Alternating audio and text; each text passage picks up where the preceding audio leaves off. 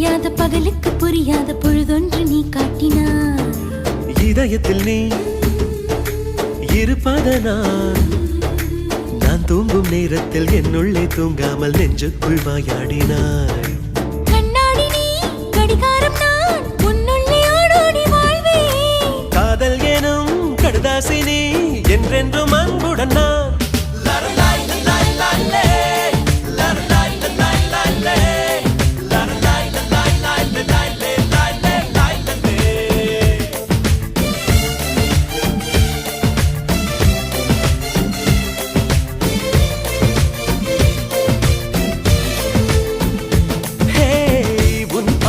பைத்தியமானேன் உன் வார்த்தையில் பாக்கியமானேன்.